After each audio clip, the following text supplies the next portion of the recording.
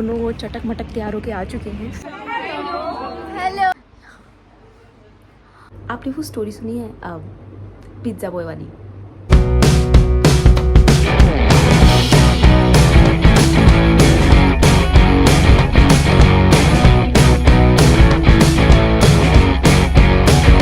Hello मेरे प्यारे viewers, कैसे हो आप सब? आई होप आप सब बहुत बढ़िया होंगे, बहुत मज़े में होंगे, अपनी लाइफ को एंजॉय कर रहे होंगे और खुश होंगे।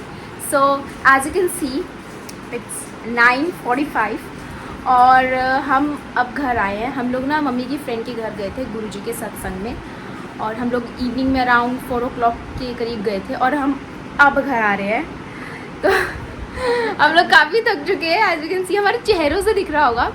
बट पहले मैं आपको क्लिप्स दिखाती हूँ वहाँ की, तो पहले आप वो देखो। आज हम मम्मी की फ्रेंड के घर जा रहे हैं गुरुजी के सत्संग में, बट एक प्रॉब्लम हो गई है।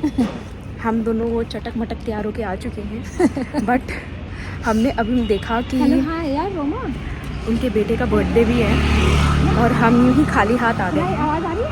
एंड अब समझ नहीं आ रहा क्या करें। हमने देखा कि आसपास कहीं बुके मिल जाए, बट कुछ नहीं मिल रहा हमें। और अब मम्मी अपनी फ्रेंड से इस समय बात कर रही हैं कि क्या हो सकता है। हेलो, जय गुरुजी। जय गुरुजी।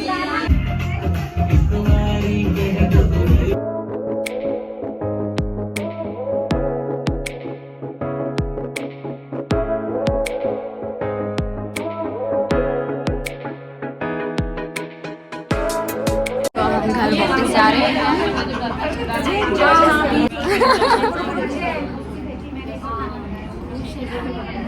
तो अभी हम लोग घर वापस जा रहे हैं। आंटी से मिली बहुत दिन बाद, पागल आंटी। मेरी बहुत क्यूट बेटा है, God bless you. 2 hours later. तो ये रही मम्मा। हेलो। आज तो स्किन ऐसे है जैसे सड़ गई होती है धूप में। मतलब प्रॉपरली हमारा टैनिंग हो चुकी है फेस पे, मम्मी की भी हो चुकी है, मेरे भी थोड़ी बहुत ज्यादा हो गई है। तो यस, अब हमें थोड़ा सा कुछ पेस्ट फेस पे रात को लगा के सोएंगे। इनकी इतनी नहीं हुई जितनी मेरी हो गई है। मैं तो सनस्क्रीन लगा के गई थी, सनस्क्रीन ओहो, तो ज़्यादा नहीं हुई, बट मम्मा की थोड़ी सी मेरी बहुत skin ज्यादा हो गई है यार। में टैनिंग हो चुकी है। और अब मैं आपको एक और शख्स से मिला दी जिसने पहले ना बोला। वो भागा। इधर आ, इधर आ, इधर आ। यार ये देखिए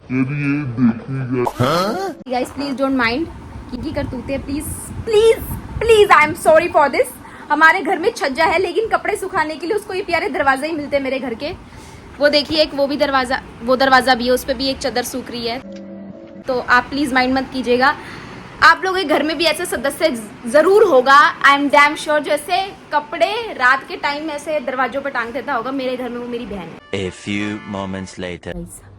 रात के ना 2 बज रहे हैं, आई थिंक ज़्यादा ही टाइम हो गया है। और ना इस समय ना मैं एक दुविधा में फंसी हुई हूँ कि मुझे ना भूख लगी है।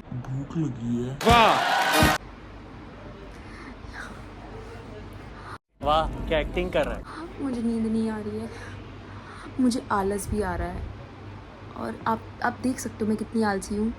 मेकअप भी नहीं उतारा है मैंने, मेकअप भी नहीं उतारा है और मुझे आलस आ रहा है। मुझे मैगी खानी है, मुझे भूख लग रही है, और इस वक्त सब सो रहे हैं मेरे भाई को छोड़ के।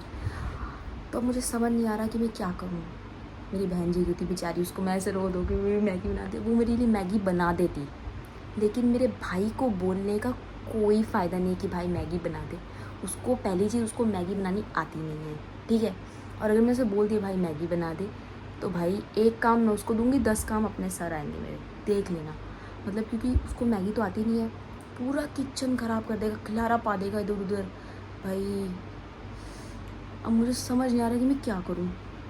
और टाइम भी ज़्यादा हो रहा है, कुछ ऑर्डर भी नहीं कर सकती। मतलब बहुत ज़्यादा प्रॉब्लम में हूँ मैं, इट्स वेरी बिग प्रॉब्लम। मेरे फ़ोन की बैटरी ख़त्म हो गई थी, आई कैन अंडरस्टैंड। मेरा फ़ोन भी मेरी बकवास नहीं सुनना चाहता।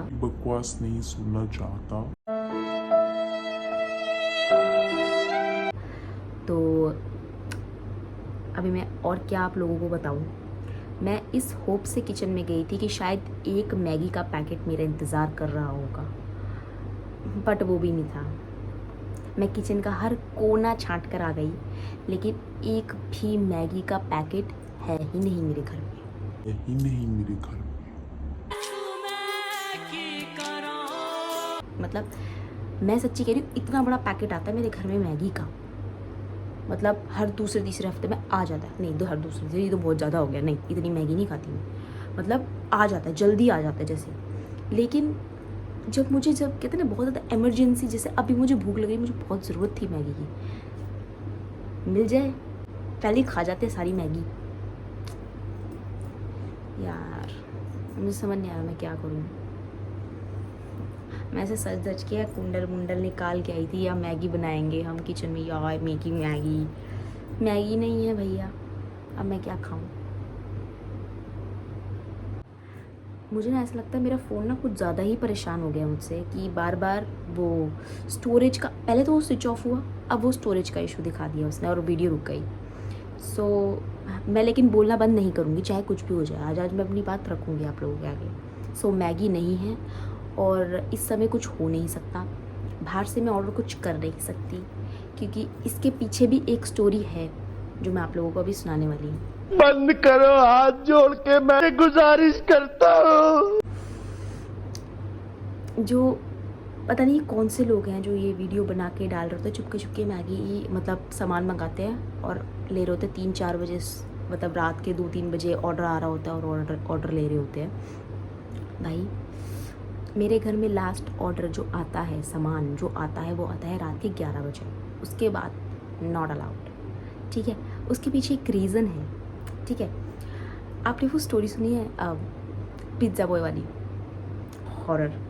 अब मुझे ये मत कहना मैं उसे सुनाऊँ, रात वैसी हो चुकी है, मुझे डर भी लगता है, मेरे को सोना भी है, ठीक है।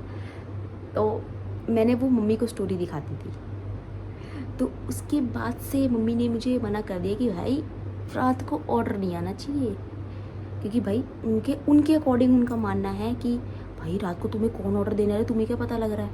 तो इसीलिए मेरे घर लास्ट ऑर्डर सिर्फ 11 बजे आता है, उसके बाद नॉट अलाउड।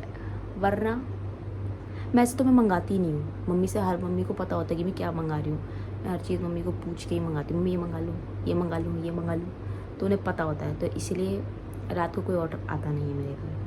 सो ये समस्या है, मतलब आप हर जगह से मैं समस्या से घिरी हुई हूँ, और अब इस समय मैंने ये सोल्यूशन निकाला है कि मैं चुपचाप सो जाऊँ, ज़्यादा बकवास ना करूँ। Thank you. क्योंकि आप लोग भी बोर हो रहे होगे, बोर हो बोर मत हो ना मेरी बातों से। चलो गाइस, आज के लिए बस इतना ही, और नमस्ते। अगर ब्लॉग मेरा ज़्यादा लंबा नहीं बना तो कल कंटिन्यू करेंगे, अगर पूरा हो गया तो ठीक है, बाय बाय। अभी बाय बाय कर दूँगी मैं, बाय।